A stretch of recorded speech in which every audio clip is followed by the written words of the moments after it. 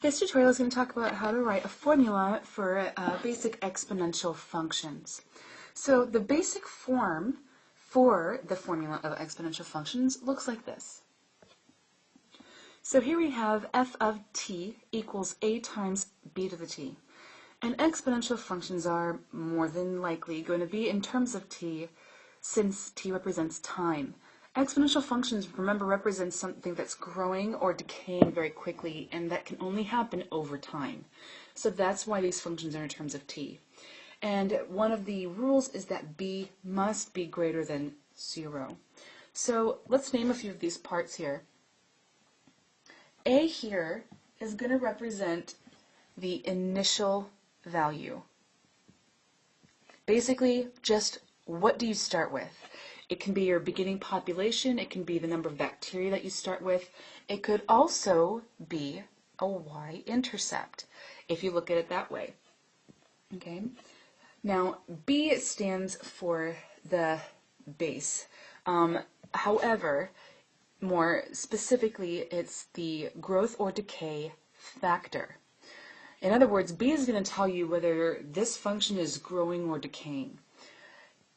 If it is a growth factor, what you're gonna see is whatever you're growing by, and it should be a percentage.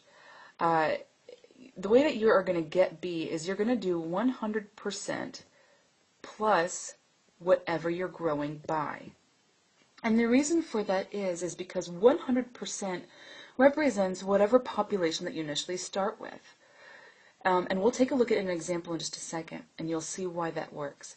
The other way that we're going to do this is by a decay factor.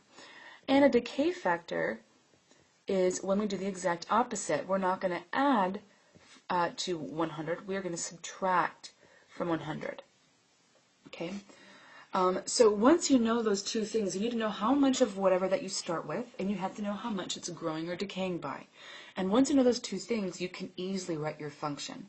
So let's take a look at an example. Alright, so here's our example. It says carbon-14 decays at a rate of 11.4% every 1,000 years. Write a formula for the quantity Q of a 200 microgram sample remaining as a function of time t in thousands of years. Okay, so first things first, we need to know how much of this sample that we're starting with. And that value is going to be 200 micrograms. Forgive me if I don't have my notation correct for micro.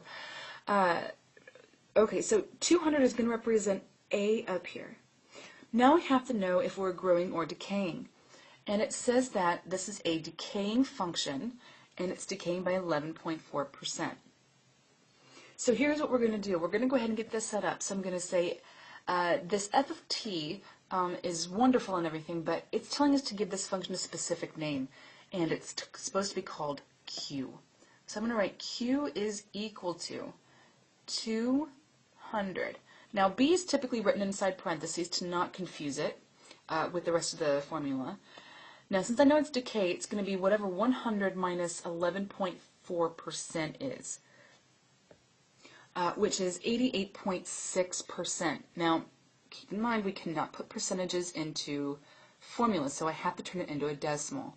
So that would be 0.886, and of course it's in terms of t for time, so t. So, one thing to remember that's really cool is if this guy here, your b, is less than 1, it is a decaying function. If it's greater than 1, it is growing. This guy here, this growth and decay factor, represent that you start with 100% of whatever that you have. And if you're growing, you should be adding whatever percentage of that original population was to it. This here, you start with your full sample amount, and you subtract whatever percentage of that sample from that, and that will give you your answer over a certain period of time. In this case, it's in thousands of years. And that concludes this tutorial.